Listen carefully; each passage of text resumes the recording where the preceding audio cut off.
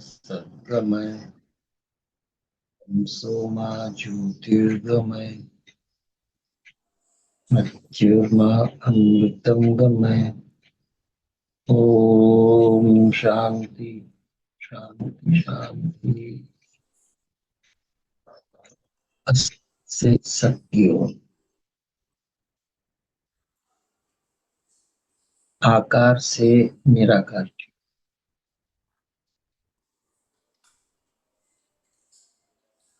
कि मैंने बात क्यों कही कि आकार से निराकार की ओर, क्योंकि आकार परिवर्तनशील है, इसलिए असत है।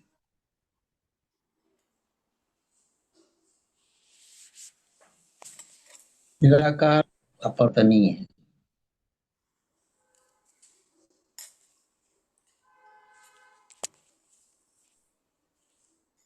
तो निराकार को जानेंगे कैसे? हमारी इंद्रियां सक्षम है आकार को देखने के लिए, सुनने के लिए, स्पर्श करने के लिए। अपने स्पर्श से जान सकती हैं, देख के जान सकती, कान से सुनेंगी तो जान जाएंगी। निराकार को कैसे जाने? यानी जानने का माध्यम हमारा इंद्रियां है, मन और इंद्रिया। मन में से एनालिसिस पढ़ी, सारे डेटा पढ़े, तो जो दृश्य आया मन इमीडिएटली कंपेयर करेगा और बताएगा ये गुलाब का फूल है या ये बेला का फूल है या एक्स व्यक्ति है या ये वाई व्यक्ति है, जेड व्यक्ति। कंपेयर करना पड़ता है, उसे डेटा से कंपेयर करना पड़ेगा ना। अगर उस व्यक्ति का कोई डेटा उसके पास नहीं तो बोलेगा मैं नहीं जानता इसको, इसका नाम क्या है, कहाँ से आया, कहाँ रहता है, I just don't know. Data है तो कोई डेटा से मैच नहीं होती।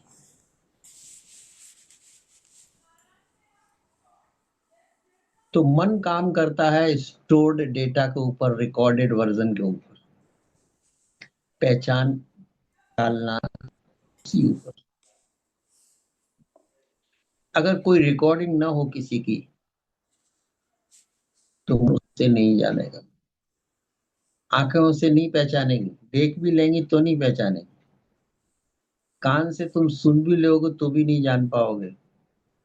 तुम उससे अपना नाम पूछोगे, कहाँ रहते हो ये पूछोगे, आपका पर्पस क्या है यहाँ आने का, किसको मिलना चाहते हो, क्यों मिलना चाहते हो, ये सारे डिस्क्रिप्शन आप पूछेंगे।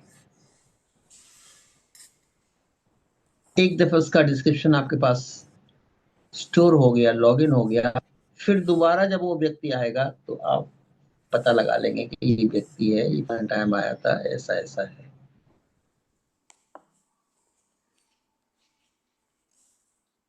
लेकिन आपके आजू बाजू हवा रोज निकल जाती,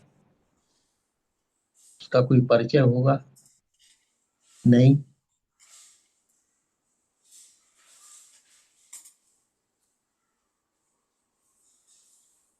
मौसम निकल जाता है, पता नहीं चलेगा।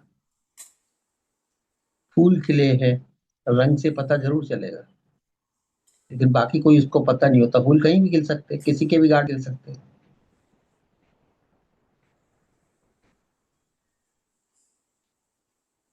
लेकिन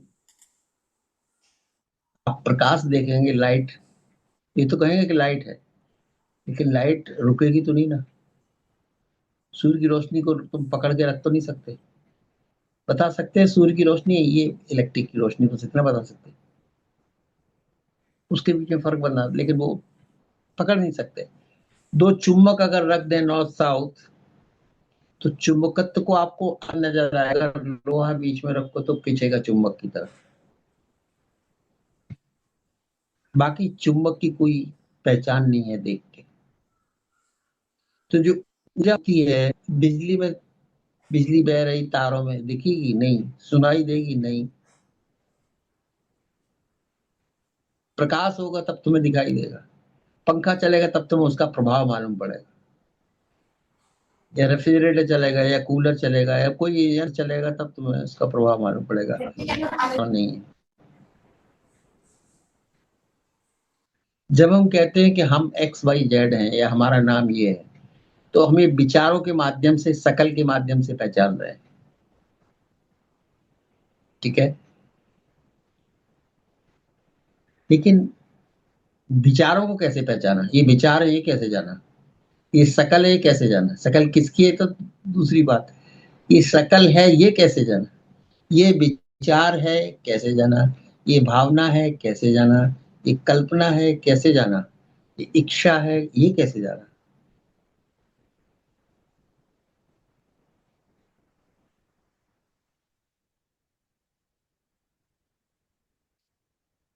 इसके लिए तुम्हें चेतना की जरूरत है, कॉन्शसनेस की जरूरत है, अवेयरनेस। अवेयरनेस अपने आप में कोई विचार नहीं है, लेकिन किसी विचार को एनालाइज करोगे, जानोगे, उसके लिए चेतना, किसी चीज को जानने के पहले चेतना के बिना तुम कुछ नहीं जान सकते।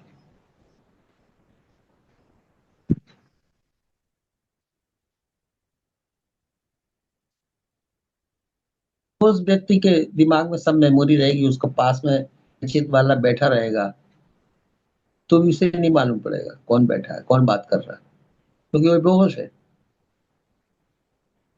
तो अंदर जानने का माध्यम अंत पे अवेयरनेस ही है, चेतना है, कॉन्सनेस ही है।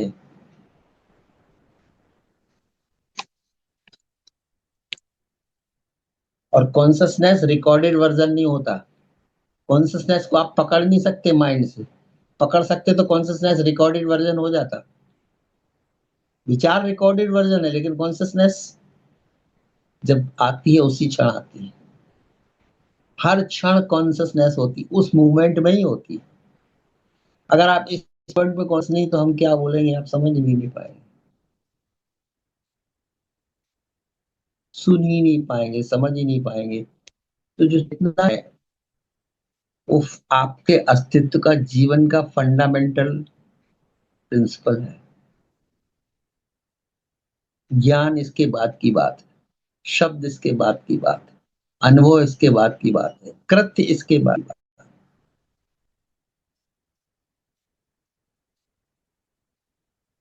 जैसे मैंने कहा मिट्टी फंडामेंटल है हर बर्तन के लिए, सोना फंडामेंटल हर एक जीवन के लिए, चेतना फंडामेंटल है हर एक जीवन के लिए, मूल आधार है। चेतना चली जाए तो जीवन जीवन नहीं रहता।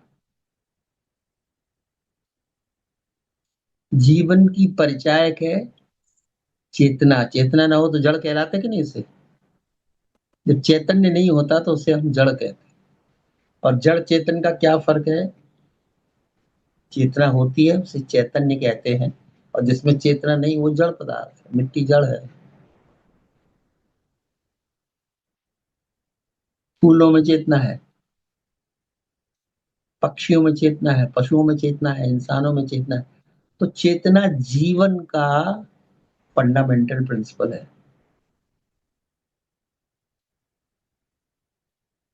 लेकिन वो रिकॉर्डेड वर्जन नहीं हो सकती। उसे व्यक्ति का चेहरा तुम रिकॉर्ड कर सकते हो, नाम पूछ के रिकॉर्ड कर सकते हो, लेकिन उसकी चेतना को रिकॉर्ड कर सकते हो क्या।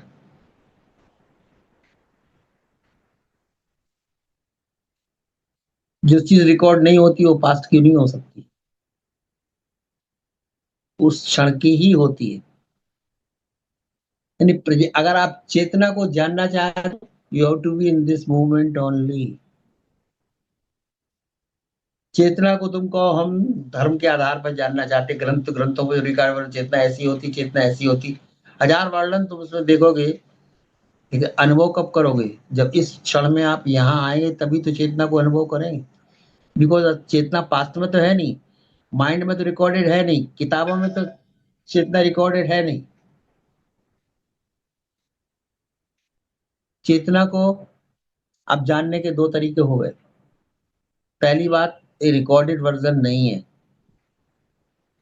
इसका मतलब पास्ट नहीं है।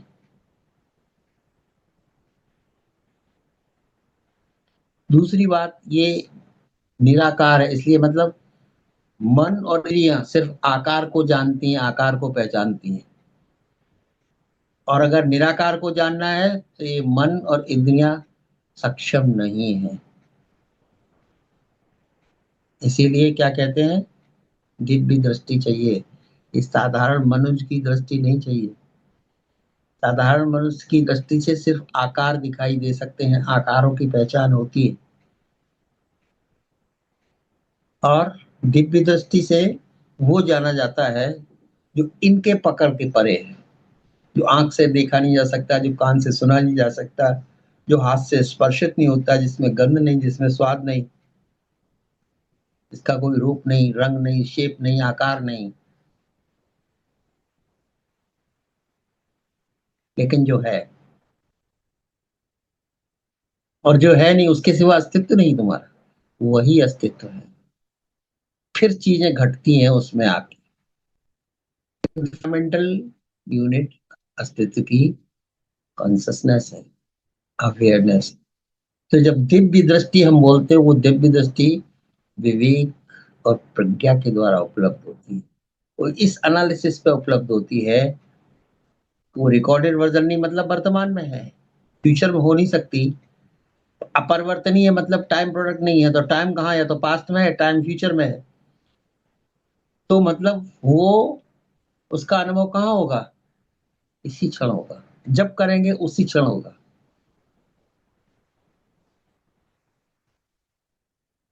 फ्यूचर में नहीं हो सकता।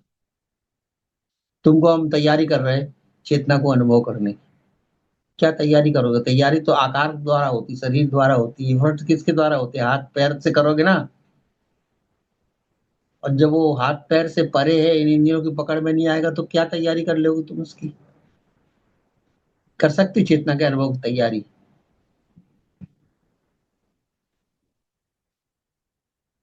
बड़ी साधना कर रहे हैं, कहाँ? जंगल में, आश्रम में। किसकी कर रहे हैं साधना? चेतना को जानने के लिए। चेतना को जानने के लिए, अनुभव करने के लिए साधना की जरूरत नहीं है, समझ की जरूरत है, दिव्य दृष्टि की जरूरत है, आत्म दृष्टि की जरूरत है। आकार दृष्टि से निराकार को नहीं देखा जा सकता, नहीं जाना जा सकता।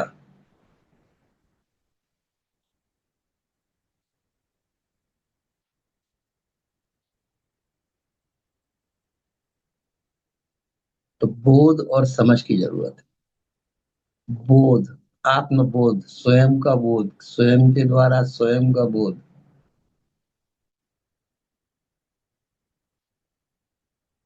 मैं अगर अपने अंदर चेतना अनुभव कर सकता हूँ, तब फिर मैं तुम्हारे अंदर अनुभव कर सकता हूँ। जब तक मैं अपने अंदर नहीं अनुभव कर सकता हूँ, वो किसी और के अंदर नहीं कर सकता। क्योंकि जब मुझे अपने अंदर अनुभव होता है, फिर मुझे लगता है कि वही है सब जगह।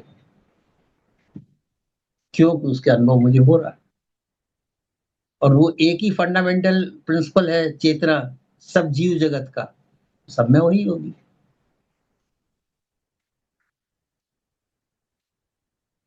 अब एनर्जी का कोई रिश्तेदार होता नहीं, मेरा नहीं होता। कोई बिजली का या प्रकाश का कोई मेरा नहीं होता। होता है? नहीं ना। ये मेरा शब्द आकारों के लिए जुड़ा है। मैं शरीर हूं, इसलिए कोई मेरा है। मैं शरीर हूं, इसलिए मेरा नाम है। मैं आकार हूं, इसलिए मेरी पहचान है, मेरा नाम है, मेरा एड्रेस है। अगर मैं शरीर नहीं हूं, तो नाम क्या होगा? और नाम नहीं होगा तो सर्वनाम क्या होगा? आत्मा का सर्वनाम क्या होगा? तुम्हारा तुम्हारा नाम, मान लो तुम्हारा नाम संतोष है या अदिति है, तो तुम किसी एड्रेस करने जाओगी तो सर्वनाम से आई करोगी। मैं संतोष बुलाऊंगा, लेकिन फिर भी तुम कहोगे I am coming sir, I am present sir, ऐसे ही तो कहोगी। तो आई ने किसको रिप्लेस कर दिया? तुम्हारे शकल संतोष को, अदिति को। क्या तुम्हारी चेतना को रिप्लेस करती आई? नहीं ना। फिर तो सभी आई है, फिर तो सब लोग बोलने लगे। तो आकारों के नाम होते हैं, और आई इस आकार को रिप्रेजेंट करने के लिए बताई जाती है, लेकिन ये फंडामेंटली इनकरेक्ट है।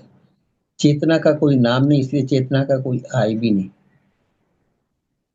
इसलिए ये भी नहीं कहा जा सकता कि मैं चैतन्य हूँ। किसको कहोगे तुम? किसको पहचान बता रहे हो? क्योंकि जब तुम्हें पहचान होगी तब तुम मौन में हो गए। गहरी नींद में तुम थे, लेकिन तब मौन में थे। और जब जगे, तब जो मैं आया वो आकार वाला मैं आ गया, निराकार वाला मैं कहाँ गया? दूसरी बात, अगर तुम टॉर्च की लाइट को रोज इस पर डालो, दीवार के ऊपर डालो, तो क्या चिपक जाएगी दीवार में? या दीवार पकड़ लेगी टॉर्च की लाइट को? सूरज की लाइट को, इलेक्ट्रिक लाइट को नहीं पकड़ेगी ना। इसका मतलब निर्लिप्त है चेतना।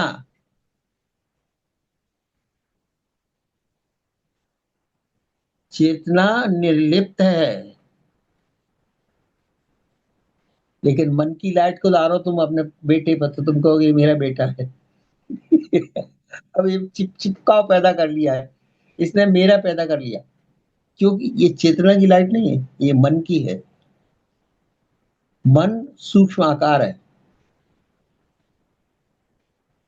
और रिफ्लेक्टेड चेतना है, डायरेक्ट चेतना नहीं। रिफ्लेक्टेड चेतना ने क्या किया, मन को मैं कह दिया और इससे जो संबंधित वो मेरा बना दिया। फिर सुख दुख के सिलसिले शुरू हो गए।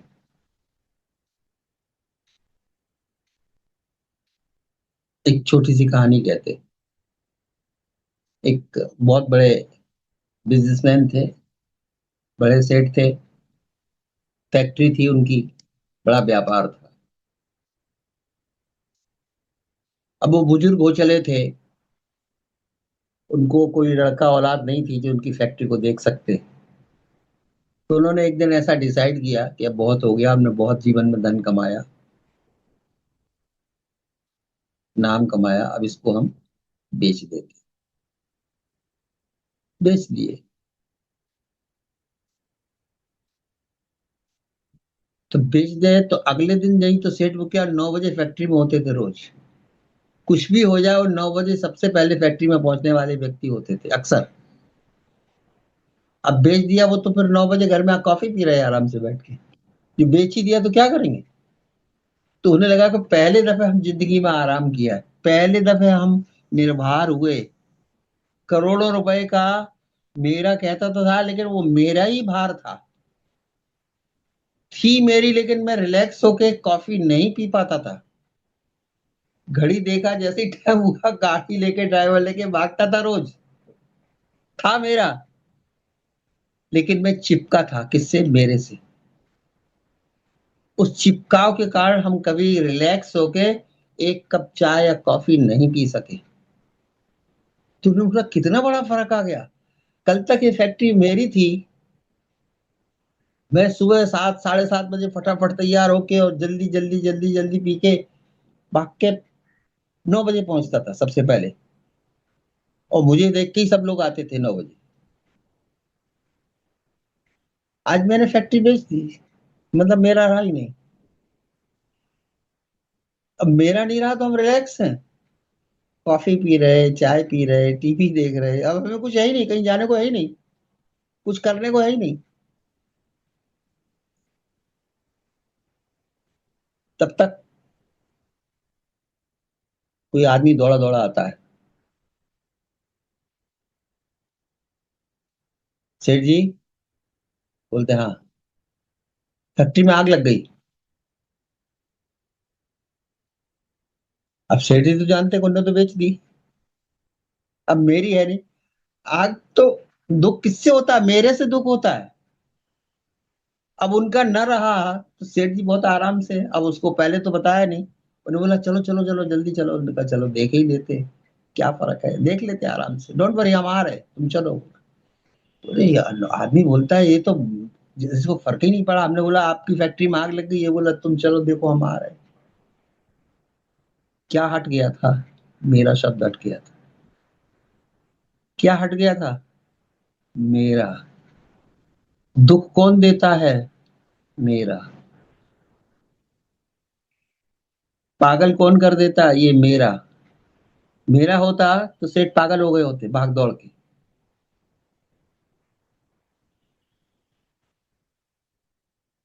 और दिखता कहीं मेरा है नहीं, न मैं दिखता। मैं भी कल्पित, और उस कल्पना से दूसरा कल्पित मेरा बन गया और मुझे बन गया, और संसार का पूरा आडंबर खड़ा हो। अगर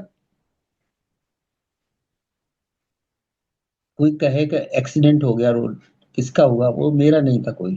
तो एक्सीडेंट रोज होते, हजारों होते, मृत्यु हजारों होती, क्या फर्क पड़ रहा है आपको। कुछ नहीं ना। फर्क कब पड़ता है? जब मेरा होता है।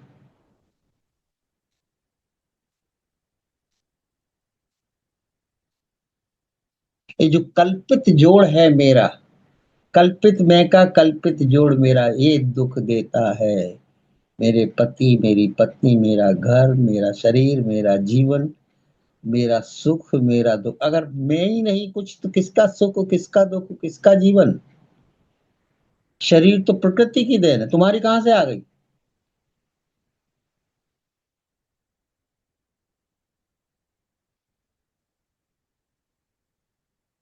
शरीर तो प्रकृति की देन, तुम्हारा कहाँ से हो गया? मन तो समाज का दिया हुआ, वो मैं मेरा कैसे हो गया? तो जिसका जिस प्रॉपर्टी है उससे दुख होना चाहिए, प्रकृति को दुख हो या समाज को, तुम्हें क्यों होगा? लेकिन सिर्फ तुमने मान लिया था, जाना नहीं था। माना हुआ, यानी इसीलिए तुम कह रहे कल्पित सुख है, कल्पित दुख है, कल्पित मेरा, कल्पित तेरा। इसी कल्पित सुख दुख में तुम परेशान हो। और सब मेरा बेच दो किसी को, या उसको लौटा दो जिसका है, तो तुम निर्भर हो गए कि नहीं? फिर फैक्ट्री में आग लगे, चाहे एक्सीडेंट हो, चाहे कुछ भी हो जाए, तुम्हें क्या फर्क पड़ा? तुम तो अपना कॉफी पी सकते हो ना पैर फैला के। सत्संग यही रोज तुम्हें सिखाता है। तुम्हारा कुछ है ही नहीं, जिसका है तुमने समझा था उसे लौटा दो, तुम बेच मत दो, तुम लौटा दो उसको। प्रकृति का शरीर है, प्रकृति को लौटा दो। समाज का मन है, समाज को बोलो भैया तेरा तुझको अर्पण, क्या लागे मेरा। अब मैं बिल्कुल चैतन्य होके, अब मेरा कुछ रहा ही नहीं, क्योंकि मैंने बोला लाइट का कोई रिलेशनशिप नहीं होता, लाइट किसी से चिपकती नहीं है। चेतना तो ऊर्जा है, ऊर्जा चिपकती नहीं है।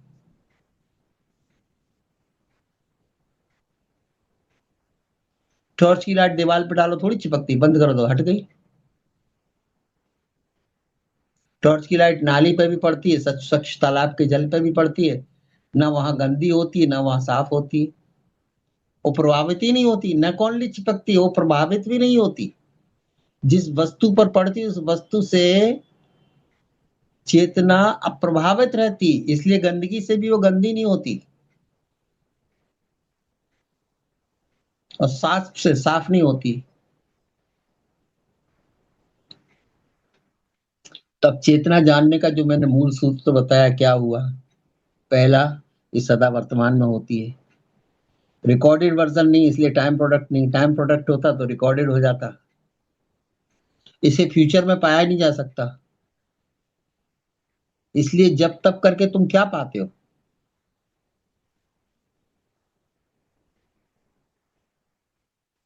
पाते तुम कुछ नहीं, तुम खो जाते हो, मैं खोता है। तब में भक्ति में क्या खोता है? मैं। भक्त खो जाता है, तो जो बच जाता वही सत्य है। मैं गया तो जो बचा वही सत्य है। और जो भक्त प्यार से भर जाता, खुशी से भर जाता, आनंद से भर जाता है, इसलिए कि उसका मैं खत्म हो जाता है। वो आकार के माध्यम से मैं का सरेंडर है भक्ति। क्योंकि मैं जब तक रहेगा तो अहंकार रहेगा, तो कभी ना तुम सुखी हो सकते, ना तुम आनंदित हो सकते, ना तुम प्रेम कर सकते हो किसी से। प्रेम में भी स्वार्थ होगा तुम्हारा।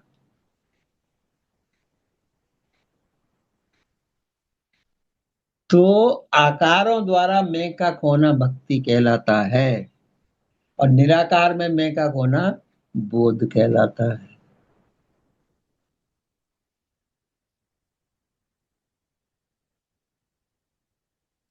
भक्ति टाइम प्रोडक्ट है, क्योंकि शरीर आकारों से होती इसलिए समय लेती, तो मैं को गलाने में समय लगता है। जब तक मैं पूरा ना गल जाए तब तक तुम भक्त हो ही नहीं सकते। लेकिन बोध को सिर्फ समझना पड़ता है, इन आंखों, इन मन से, इन तर्कों से नहीं। विवेक, प्रज्ञा, और उन तर्कों से जो मैंने तुम्हें बताया कि चिपकती नहीं, ये वर्तमान में होती है, ये सदा मौजूद है, ये अभी मौजूद है। ये नहीं तो कुछ भी नहीं, तुम्हारा कोई अनुभव इसके बिना हो नहीं सकता। अनुभव क्या हुआ ये तो सेकेंडरी बात है, लेकिन बिना कॉन्शसनेस के कोई अनुभव संभव ही नहीं है।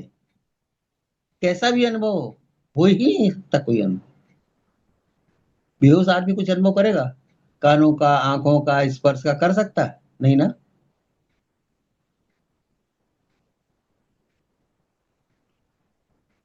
तो नए अनुभव है, इसके द्वारा कोई अनुभव संभव नहीं है। इसका मतलब ये अनुभव से पहले की चीज है। Before experiencing this is the first, this is the beginning, then experience comes, then analysis comes, then identification comes. तब भाषा आती, तब शब्द आते, तब शास्त्र आते, तब पहचान आती। विचार किससे चलते हैं? चेतना से। अनुभव किससे आता है? चेतना से। एनालिसिस माइंड किससे करता है? चेतना से। ये तो एक ऐसी शक्ति कि इसके बिना तुम्हारा कोई कल्प ऊर्जा चल ही नहीं सकता।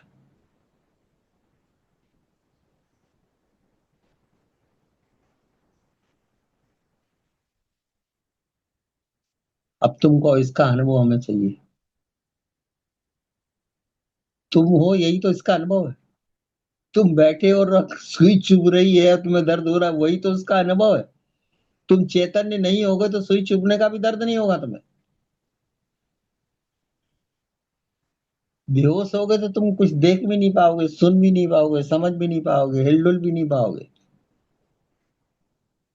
ये तुम में जो हिलने डुलने का जो जागृति की निशानी है, जागृति की जो निशानी है, वो चेतना के कारण है। यही तो है कि तुम हो।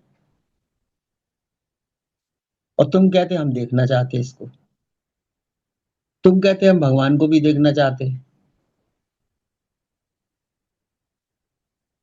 भगवान के बिना तुम्हारा जीवन संभव नहीं। यही उसका प्रूफ है। चेतना जैसे चेतना, भगवान भी चेतना ही है। आकृति प्रकृति और भगवान चेतना दो ही तत्व हैं पूरे संपूर्ण ब्रह्मांड में। चेतना और आकृति, निराकार और आकार। आकार प्रकृति से और चेतना परमात्मा। इसी के दो कॉम्बिनेशन से बिलियन एंड बिलियन कॉम्बिनेशन पैदा हो गए। कितने आकार जुड़ गए, कितने जीव बन गए, कितने पैदा हो गए, कितने मर रहे। अब ये बात तुमने कैसे जाना?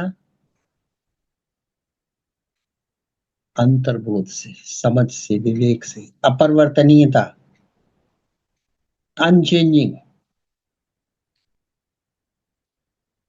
तुम किसी को पहचानते हो, वस्तुएं चेंज होती हैं, टेम्परेचर चेंज होता है, आकार चेंज होता है, तुम चेंज नहीं होते। जैसे तुम बचपन में थे वही तुम अभी हो, जो तुम रात में थे वही तुम दिन में हो, जो तुम 2 साल पहले थे वही तुम अभी हो। शरीर वैसे नहीं है, मन भी वैसे नहीं है, क्योंकि वो सब टाइम से बंधे और ये चेतना टाइम से परे है। इसलिए हर क्षण वर्तमान में चेतना ही आधार, फिर इसके बाद दूसरे फिर एक्शन चालू होते हैं। फिर समझ, फिर क्रिया, फिर बोध, फिर अंडरस्टैंडिंग, फिर कर्म फल।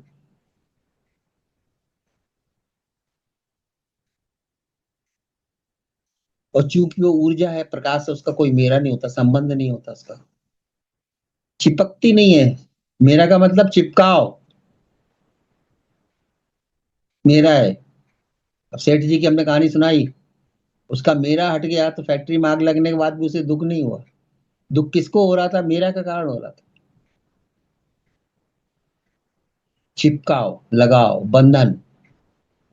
मेरा भाव बंधन पैदा करता है।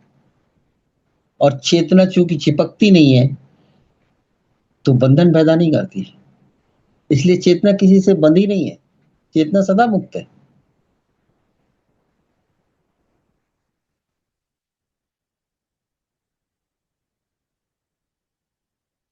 अब तुम कहो कि मुझे मुक्त होना है, ये कौन कह रहा है? मुक्ति कौन चाहता है? मन। मन ही तो बंधन है।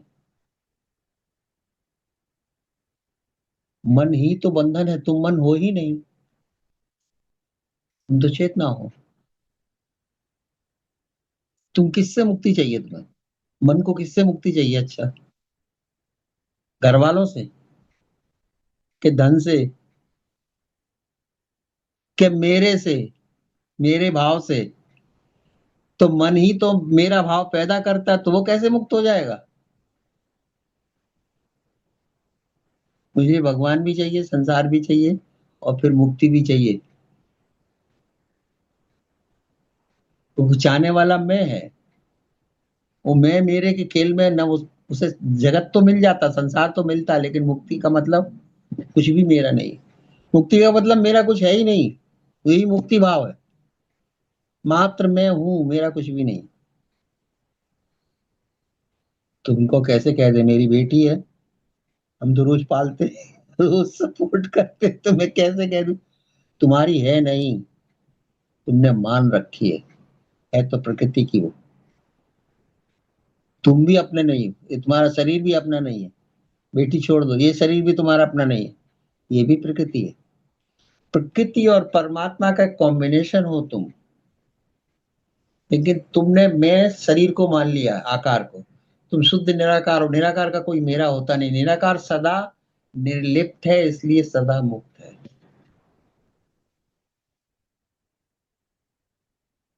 अब तुमको मैं छोड़ने को मुझे 20 साल लगेंगे, तुम छोड़ ही नहीं पाओगे।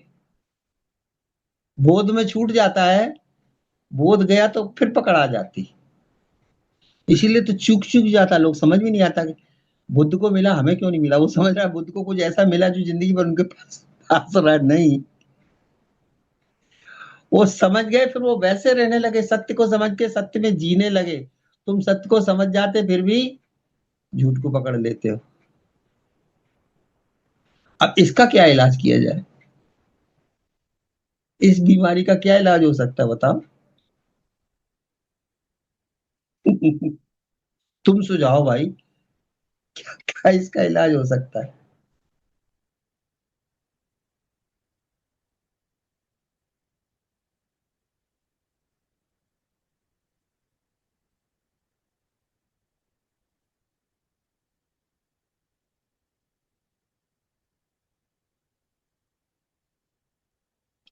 मैं आकार नहीं है तो मेरा कोई है नहीं, तो मुझे कुछ चाहिए नहीं। आकारों को चाहिए होता, निराकार को कुछ नहीं चाहिए। लाइट को कुछ नहीं चाहिए, तुमको लाइट चाहिए, आकारों को लाइट देखने के लिए चाहिए, है ना? लाइट को तुम थोड़ी चाहिए। लाइट कभी नहीं कहती हमें लोग चाहिए, हमें जीव चाहिए, हमें ये चाहिए, हमको नहीं। तो ऊर्जा है, उसे कुछ नहीं चाहिए।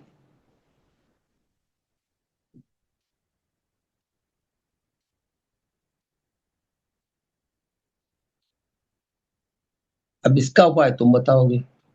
मेरा कैसे छूटे? मैं है तो मेरा छूटेगा ही नहीं। मैं अगर शरीर है तो शरीर तो चिपकाव पैदा करता है, मन तो चिपकाव पैदा करता है, लगाव पैदा करता है, और चिपकाव पैदा करता है। तो जब तक मैं रहेगा, मेरा रहेगा, मुझे रहेगा। फिर तुम कहो मुझे मुक्ति चाहिए, तो ये तो शब्द ही ऑकवर्ड लगता है। मुझे मुक्ति है, मैं कौन? चेतना तो सदा मुक्त है, और मन और शरीर सदा बंधा है। जो सदा बंधा वो मुक्त होना चाहता, हो नहीं सकता। और चेतना सदा मुक्त हो, बन नहीं सकती।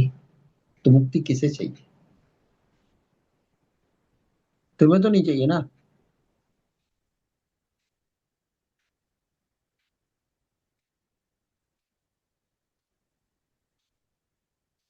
क्योंकि तुमने तो पहले ही अपनी ऑप्शन एक्सरसाइज कर ली, मुझे तो बंधन चाहिए, तभी तो मैं शरीर हूँ, मेरा घर है, मेरा पति, मेरे बेटे, मेरा धन।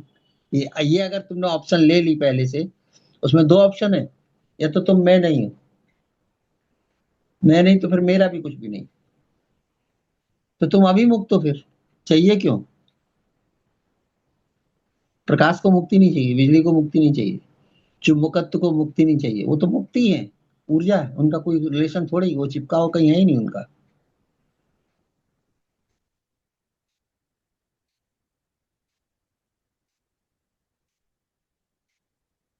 अब क्या कहोगे, तुम्हें क्या चाहिए? क्या कहोगे, तुम्हें क्या चाहिए? चाहिए का मतलब संसार। तुम परमात्मा भी बोलो चाहिए तो भी तुम संसार की भाषा ही में परमात्मा चाहिए, तुम्हें एक आकार चाहिए जो सेवियर हो, हर हाल से तुम्हें बचाए, हर दुखों से जो तुम्हें बचाए, तुम्हारा ग्रांड सेवियर है, वही भगवान है। तो चाहत किसके लिए? आकार के लिए। इसलिए चाहत से न परमात्मा मिलता है, न मुक्ति मिलती है। चाहत से संसार मिल सकता है, लेकिन मिला ना मिला एक दिन छूट जाता हो। जो मिलता है वो छूटने का डर है, जो नहीं मिला जो तुम हो वो छूटेगा भी नहीं, कहीं जाएगा भी नहीं। इसलिए तुम चैतन्य हो, तुम मुक्त हो, तो ये मुक्ति तुम्हारी कभी जाएगी ही नहीं, क्योंकि by virtue of nature you are free. दो है ही नहीं, मैं और मुक्ति। यहाँ दो हो जाएंगे, मैं और भगवान, भगवान मुझे मिले। भगवान तो भक्त को भी नहीं मिलते, भक्त नहीं रहता तो फिर जो रहता वो प्रकट प्रेम और भक्ति रहती, भक्त नहीं रहता, भक्ति रह जाती। तो फिर आकार में अगर है तो फिर भक्ति तुम्हारे लिए सही मार्ग है। लेकिन मैं उसमें भी गलाना पड़ेगा, मैं रहेगा तो तुम भक्ति भी नहीं बन पाओगी, भक्त बनी रहोगी जिंदगी भर, ईश्वर मिलन नहीं हो पाएगा। तुम कहते हो मीरा को कृष्ण मिल गए थे, नहीं, मीरा मिट गई थी। फिर जो बचा भक्ति बची, गीत बचे सब।